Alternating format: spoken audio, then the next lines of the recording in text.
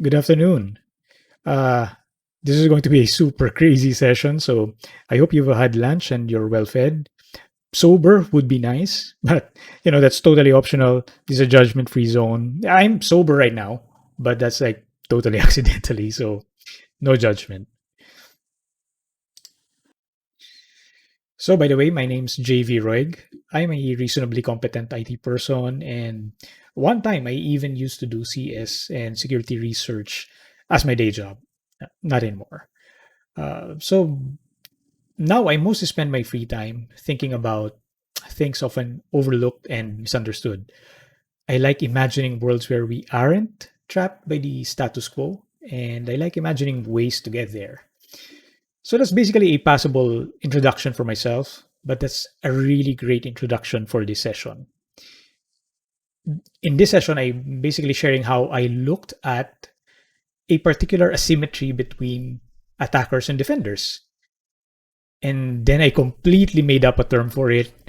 And then I started imagining a totally made up way to mitigate the effects of this totally made up term. So, although optional, I hope you're sober right now because, this is going to get crazy. Yeah, so firewalls are super awesome and all, but they're screwing us in a very specific way. So, I'm not going to disparage your favorite firewall or UTM. These are super essential, super essential now more than ever. They're our main frontline defense, right? So yeah, but then this also happens.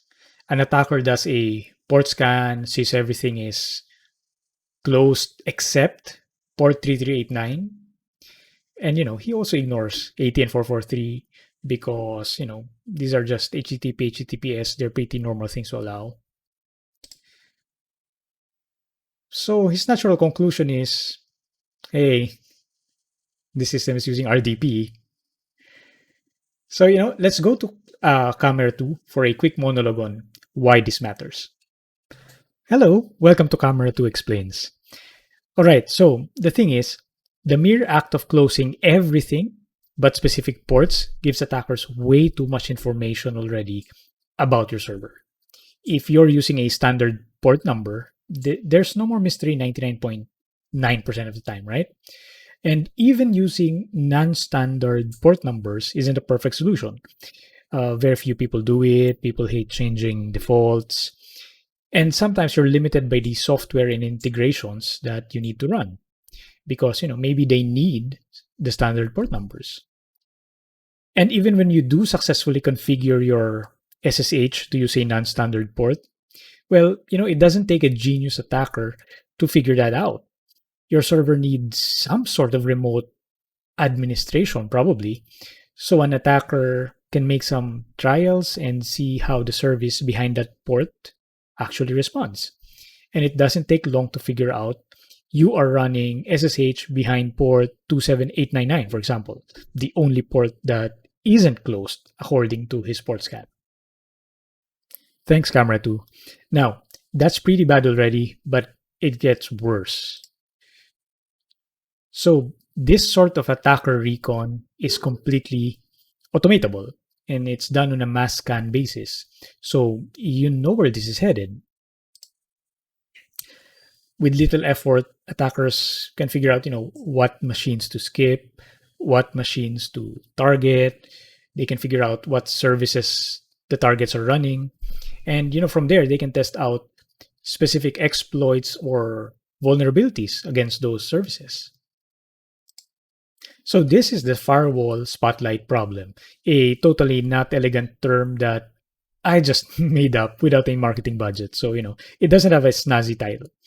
So in a nutshell, because a typical firewall configuration exposes only the legitimate services, it also inadvertently becomes a spotlight for attackers. It's a crystal clear sign that tells them, hey, please focus here. The firewall spotlight problem results in a super high signal to noise ratio in favor of attackers using mass scanning. So, when really critical exploits get released, say for recent ones like Zero Log On just this September or the Oracle Web Logic Flow just, last month, it takes attackers no time at all to scan the entire planet for potential targets. So collectively, our firewall settings, our firewall setups just make it super easy for attackers. We're basically handing them the list of attackable potential targets on a silver platter.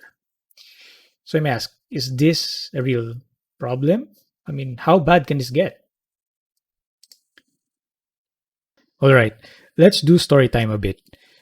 This story comes from Jack Resider's podcast, Darknet Diaries. You should totally check that out if you're interested in cybersecurity stories. So, our story is about this Russian dude named Roman Seleznev. He built a big time operation about stolen credit cards, and that infected hundreds of point of sale systems across the world. He earned millions of dollars through stolen credit cards from 3,700 different banks worldwide. Super impressive. And in total, the number of credit cards stolen numbered around 1.69 million. Nice. And it took the US Secret Service years to dismantle his empire. So, how did he do it? He was just a super hacker, the GOAT, the greatest of all time. And according to most researchers, we've never really seen talent of his caliber ever since. So our security protocols, they didn't really stand a chance. Just kidding. So, for the real story, let's go back to our friend, Camera 2. Welcome back. All right. So the thing is, Roman Seleznev wasn't a real hacker in the usual sense of the word. He wasn't a particularly good coder or exploit maker. He was basically a script kiddie. So all he did was, he would do an internet-wide mass scan, so looking for machines that had port 3389 exposed. So that's RDP, Remote Desktop Protocol. He would then do a brute force attack, trying to log in using common or known username and password combos. Then when he's successful, he'd then have remote control of the machine, wherever that is in the world. He would then check for known point of sale programs, and if these are installed, then he knows it's a point of sale machine on a typical Windows computer. He would then install a program, using that machine's browser. He would download a program that would surreptitiously siphon credit card information from the point of sale program, and then it would upload it to its servers. So there was very little actual hacking skill involved.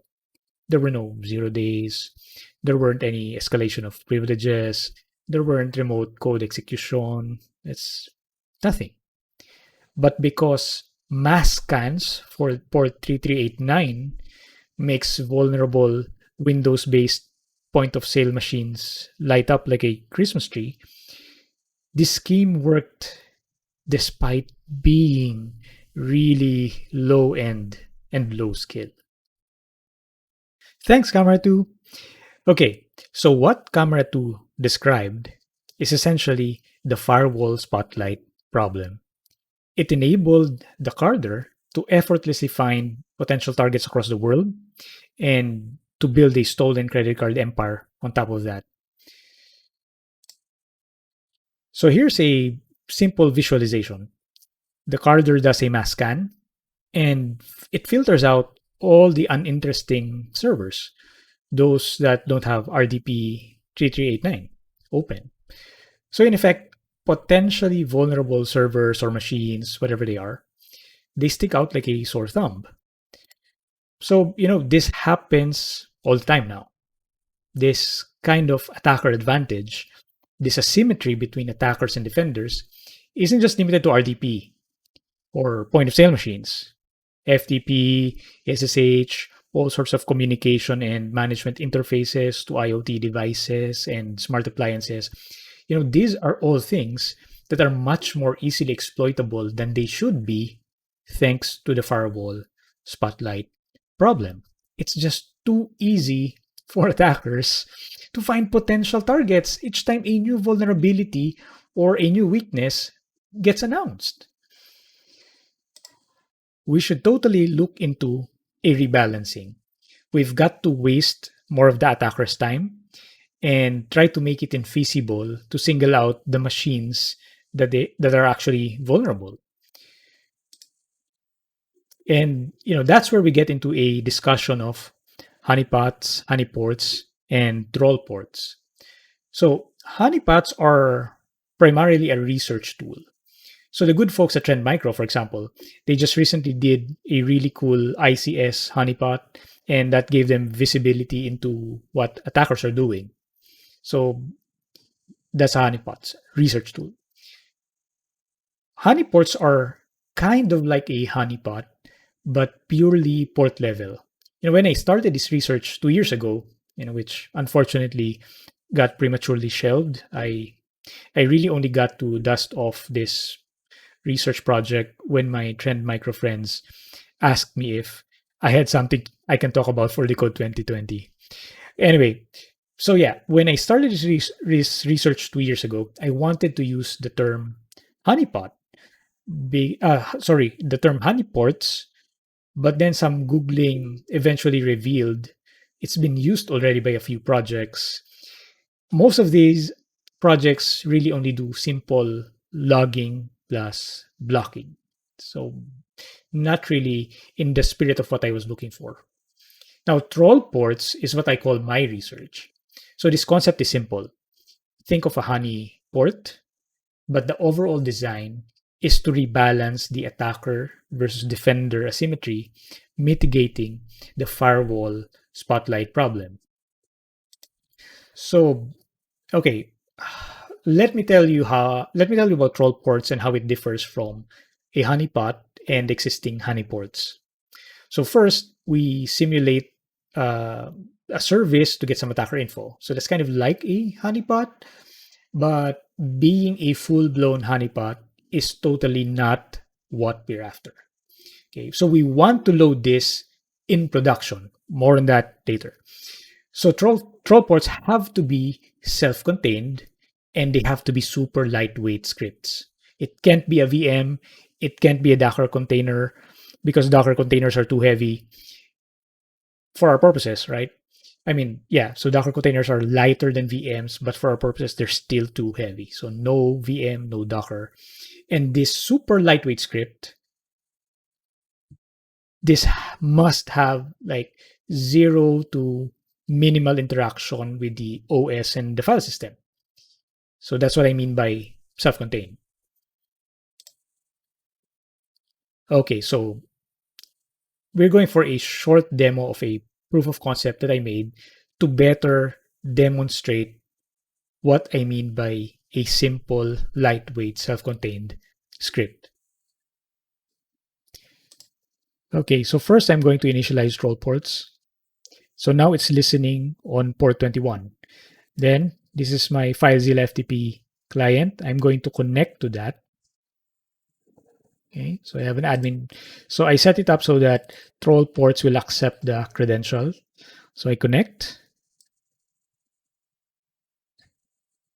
And I see the interaction here. So this message says, hello, this is the response sent by our trollport server. It says, hello, fellow legitimate FTP citizen. I'm a legit FTP server. Welcome. So that's obviously a suspicious message. But what this is showing is, it's super easy to pretend to be anything. So we don't, instead of, a suspicious message like this, we can just emulate what the default messages are from the most popular FTP servers, right? Okay, and you see here, we have some really tempting looking files. We are in home admin, and then it says, hey, banking.txt, nice. Passwords for stuff, nice. right?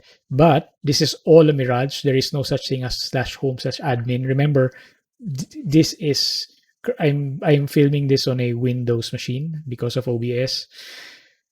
So there is no such thing as /home/admin here. Okay? Instead, all of that came from this is source code. This is a simple Python script.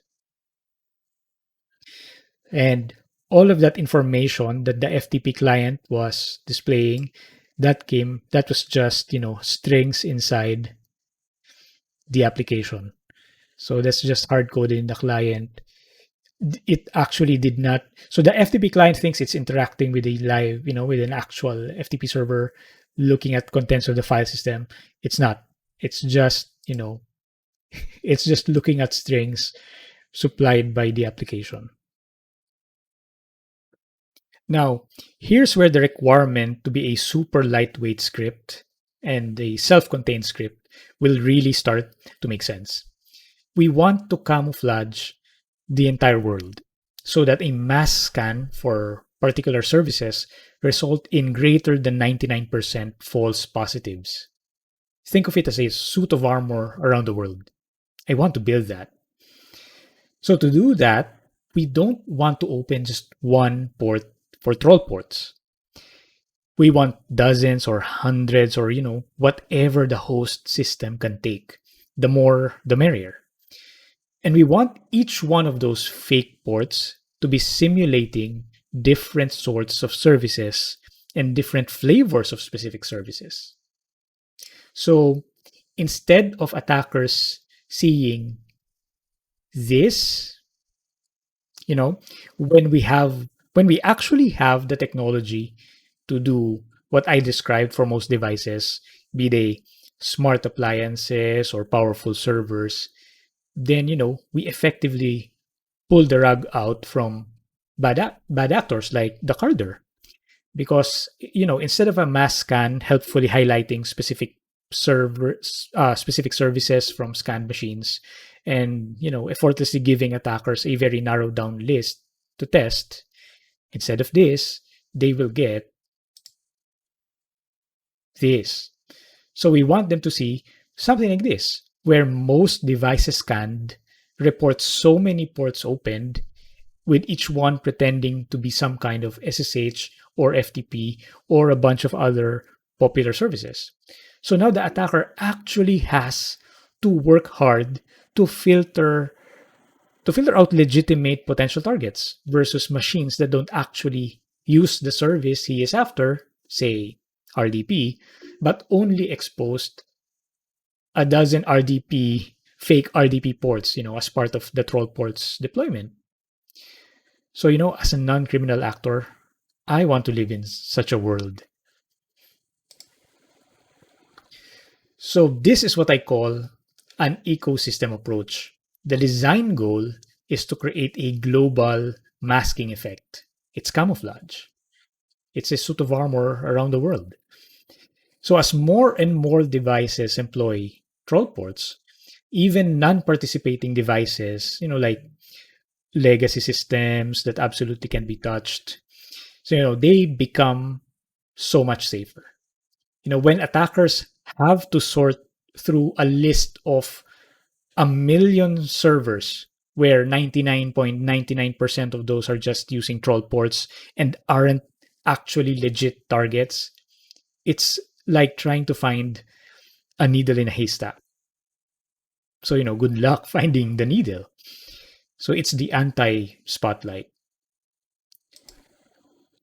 Okay, yeah. So this is exciting and all, but I don't have a version of Trollports to actually give to you and let you try. The POC earlier, as I mentioned, it's a very rough POC, and it's only meant to demonstrate the spirit of Trollports.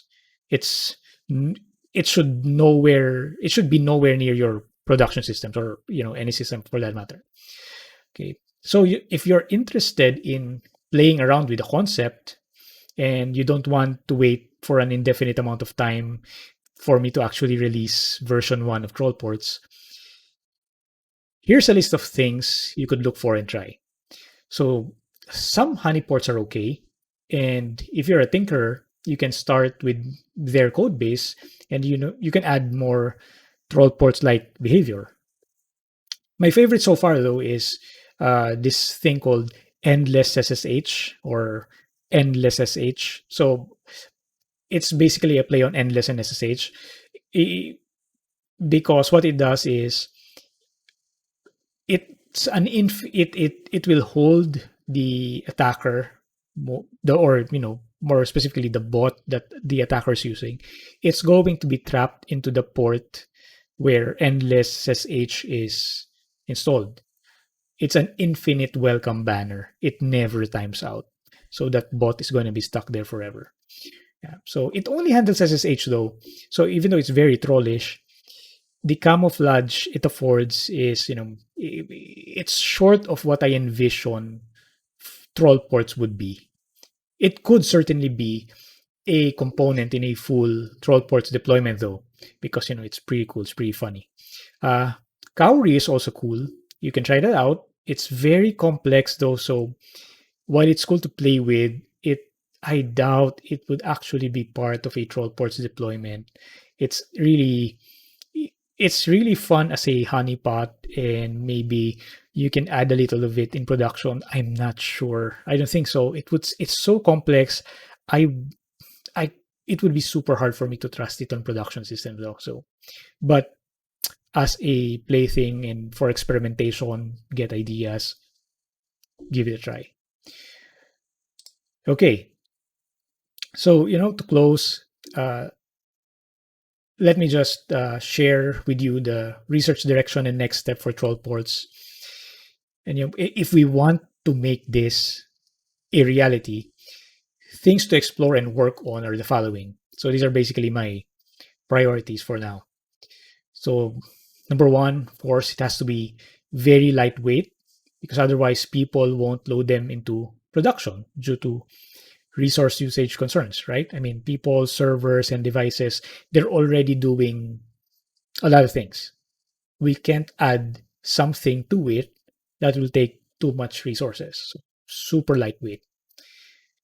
And the second, we have to look into maximizing the ports that can be used. And, that's also why it has to be super lightweight. We need to maximize the ports open. We don't want to solve one problem but then magnify a different one, like denial of service attacks. So it has to be super lightweight in such a way that it really can't become a feasible vehicle for a denial of service attack, right? Okay, so next, we need a lot of canned but semi-random responses, so that botnet scanners don't have a simple and scriptable way to quickly eliminate troll port services, right? We really want to slow them down. We really want to make it hard for them to figure out which services are legit versus which services are just troll ports. So there has to be an element of semi-randomness. It's still got to be canned because of the lightweight requirement. So that's something really to pour R&D effort into. Next, there really has to be zero or minimal interaction with the actual file system and operating system. So we want bugs or flaws in any troll port implementation to have no way to actually affect the host system. Okay, otherwise people won't load troll ports into production environments, and that means we'll be living with the firewall spotlight problem forever, right? So it has to be really, really self-contained. It should not need any operating system services aside from what it needs to run itself, right? It can be like, it doesn't have to be a single file. It could be a set of 12 files, right? So like one main file, and then each service could be its own file, and all it needs to access are the set of files that it has. It's different source codes, but that's it, right? I mean, splitting it up into different sets of files is just good software engineering, but we don't want it querying a database, querying a service. We don't want it having complex interactions with the operating system. It just has to be like the point of like the proof of concept I showed. It just has to be like a self-contained Python script, and that doesn't, aside from logging, it shouldn't really interact with the file system and the OS, right? Just to be, super safe, super paranoid, so that people will have no qualms about loading them into, live devices, production servers, because that's the only way we can, ever mitigate the firewall spotlight problem. And last, I would really love for there to be a plug-in or add-on architecture, so that would make it, this is just good software engineering, right?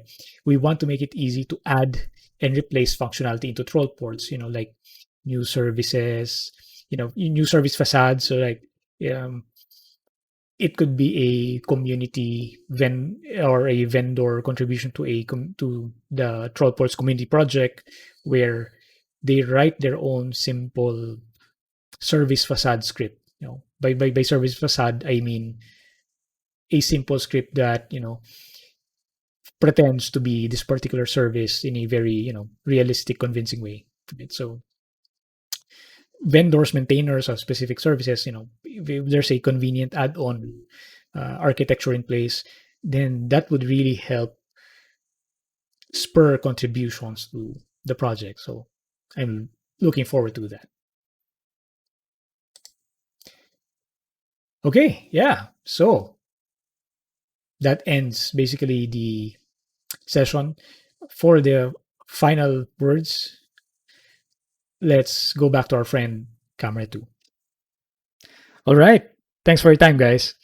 I'm super happy to be here, and I'm so glad Alma Trend Micro invited me. Not only was I able to revisit this really cool research project that was stuck in limbo for the past 2 years, this experience also forced me to learn how to make YouTube videos. New career, maybe? Thanks, guys. Have a nice day.